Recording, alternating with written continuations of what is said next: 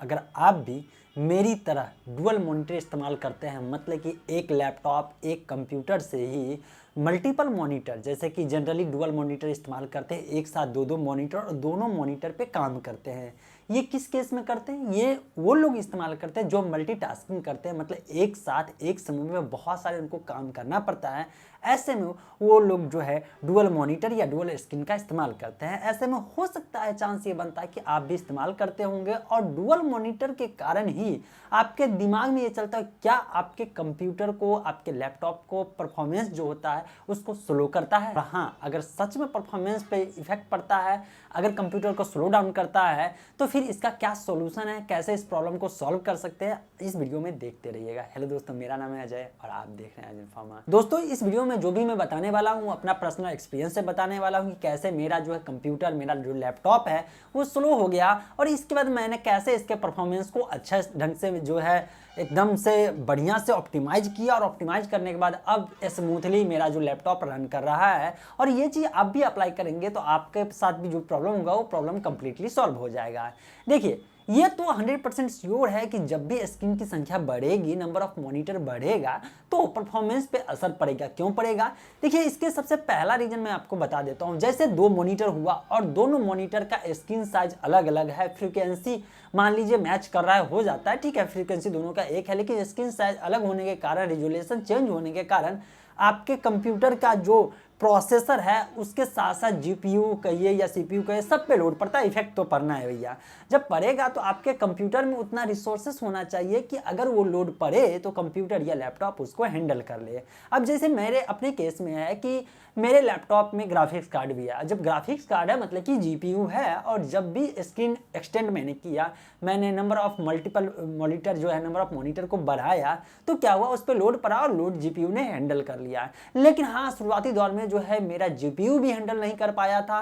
फिर जीपीयू को जो है ऑप्टिमाइज करना पड़ा, मतलब ग्राफिक्स कार्ड के सेटिंग को ऑप्टिमाइज करना पड़ा। जब सेटिंग सब कुछ बढ़िया हो गया तब अब जाकर के प्रॉब्लम नहीं कर रहा है। नहीं तो ये हाल हो गया था कि मैं अपने लैपटॉप से, जो कि मेरा लैपटॉप में प्रोसेसर अच्छा है, इसके बाद इसमें रैम बढ़िया है, रैम ज़्यादा है, इसके बाद जीपीयू लगाया हुआ हूँ, मतलब कि ग्राफिक्स कार्ड लगाया हुआ, फिर भी स्लो डाउन हो गया। और इस लेवल का हो गया कि एक वेब ब्राउजर ओपन होने में समय लगता था, जबकि कुछ भी ओपन नहीं चल रहा था, मतलब एक्स्ट्रा कोई भी सॉफ्टवेयर में रन नहीं कर रहा था। अब सोचने वाली बात है कि जब मैं सिंगल मॉनिटर इस्तेमाल करता था, उस समय जितने सॉफ्टवेयर को इस्तेमाल कर रहा था उतना ही सॉफ्टवेयर था, कुछ भी चेंजिंग नहीं हुआ। सिर्फ मॉनिटर बढ़ाने से इतना ज़्यादा प्रॉब्लम होने लगा। क्यों? सिर्फ और सिर्फ सेटिंग के कारण। तो आपके साथ भी ऐसा होता है? तो चलिए आप सॉल्यूशन की बात करते हैं। सॉल्यूशन जो आप जानिएगा तो शायद आपको भी बेनिफिट मिलेगा। लेकिन हाँ, मैं आपसे ये कहना चाहता हूँ कि अगर ये वीडियो सच में आपको पसंद आए तो लास्ट में लाइक तो करना है, शेयर अपने दोस्तों के साथ कर दीजिएगा, ताकि उनके साथ भी अगर इस टाइप का कोई प्रॉब्लम होगा, उस प्रॉब्लम को वो सॉल्व कर पाएंगे। देखिए, सबसे पहले तो आपको करना क्या है कि आप जो भी मॉनिटर लगाएंगे उस मॉनिटर का ड्राइवर जो है उस कंपनी के ऑफिशियल वेबसाइट से डाउनलोड करके इंस्टॉल कर लीजिए। क्यों?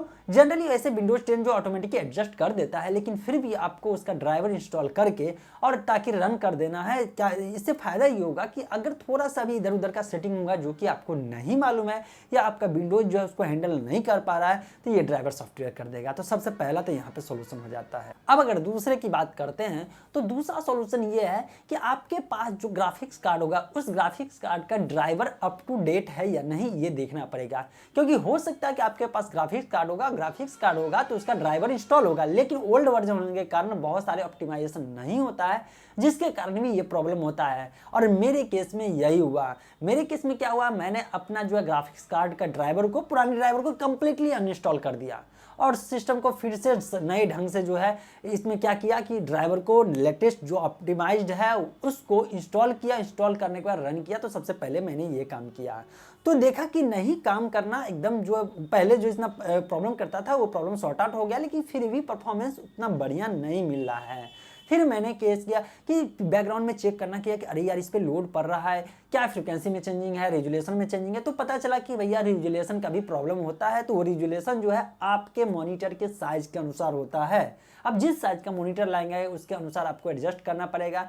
जनरली जो है विंडोज 10 अगर रन कर रहे हैं तो ऑटोमेटिकली जो है एडजस्ट कर लेगा, जो स्क्रीन होगा उसके अनुसार, इसलिए आपको टेंशन लेने की जरूरत नहीं है।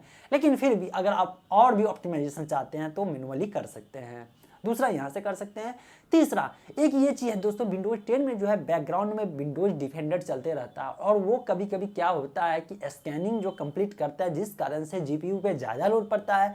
तो सोच के देखिए भैया, जीपीयू पे भी लोड पड़ रहा है, आप जो है हायर लेवल का सॉफ्टवेयर भी रन कर रहे हैं, अगर गूगल क्रोम कर रहे हैं तो इतना ज़्यादा रैम खाता है, इतना रैम हंग्री है ये सॉफ्टवेयर, तो वो स्लो डाउन करेगा। और ऊपर से बैकग्राउंड में डिफेंडर जो है इतना ज़्यादा मेमोरी लेता है, तो ऐसे में भैया आपके कंप्यूटर का परफॉर्मेंस तो स्लो होगा।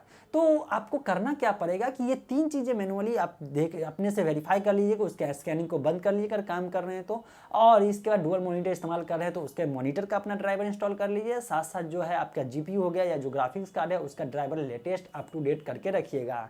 और सबसे लास्ट में जो है एक चीज़ और ध्यान रखिएगा, और ध्यान ये रखना कि आपके पास जो HDMI केबल होगा वो HDMI केबल कहीं से भी ब्रेक नहीं होगा, उसमें कोई भी प्रॉब्लम नहीं होनी चाहिए, नहीं तो जनरली ऐसा केस आता है। और अगर ये सब भी काम ना करें तो एक काम करके जरूर देखिएगा, कोशिश कीजिएगा कि आपके पास जो USB केबल होगा उसको कम से कम इस्तेमाल करें। अगर काम नहीं है तो USB केबल को बाहर हटा दे, शायद ये भी परफॉर्मेंस पे इफेक्ट डालता है। जो कि मैंने ये सारे चीज़ अप्लाई किया और आज के डेट में मेरा कंप्यूटर स्मूथली रन कर रहा है, कोई प्रॉब्लम नहीं हो रहा है। तो आप इस वीडियो के कमेंट सेक्शन में जरूर बताइए, क्या आप डुअल स्क्रीन इस्तेमाल कर रहे हैं, डुअल मॉनिटर इस्तेमाल कर रहे हैं या नहीं कर रहे हैं। अगर कर रहे हैं तो कितने इस्तेमाल कर रहे हैं और क्या आपको परफॉर्मेंस पर कभी असर किया है। मल्टीपल मॉनिटर इस्तेमाल कर रहे हैं तो नंबर ऑफ मॉनिटर बता दीजिएगा, और अगर नहीं कर रहे हैं तो क्या फ्यूचर में करना चाहेंगे, क्या उससे रिलेटेड मैं और भी वीडियो बनाऊँ तो नीचे कमेंट्स में जरूर बताइएगा। वीडियो देखने के लिए आपका धन्यवाद।